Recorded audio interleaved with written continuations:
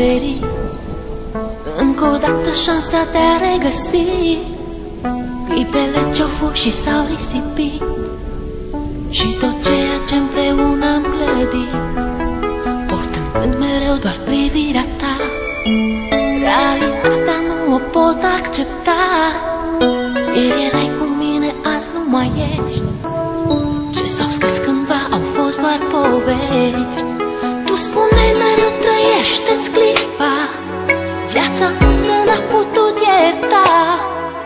Tu ești sus acolo printre îngeri, mi-a rămas doar amintirea ta.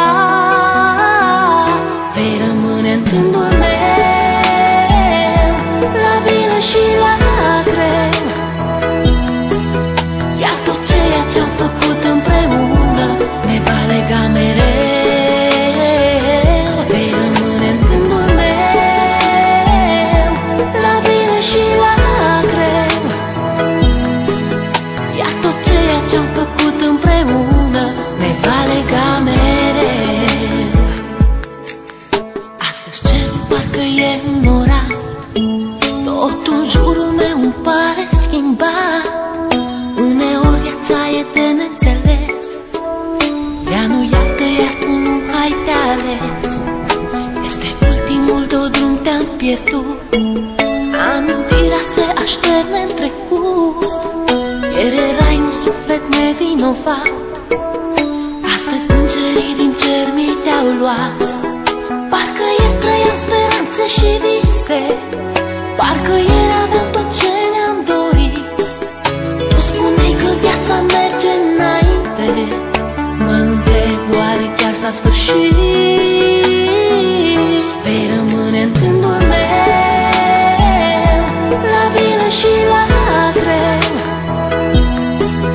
Iar tot ceea ce-am făcut împreună ne va lega mereu. Vei rămâne în gândul meu, la bine și la greu. Iar tot ceea ce-am făcut împreună ne va lega mereu. Știu că mă auzi. Este poate ultima oară când te privesc în ochi, ultima oară când îți văd chipul, ultima oară când îți vorbesc. Lacrimile nu-ți pot șterge amintirea. Ai ales un drum pe care nu există suferință, nici durere. Mi-e greu să accept, însă, independent de noi, viața merge înainte. Parcă ieri trăiam speranțe și vise, parcă ieri aveam tot ce ne-am dorit. Tu spuneai că viața merge înainte, mă întreb oare chiar s-a sfârșit.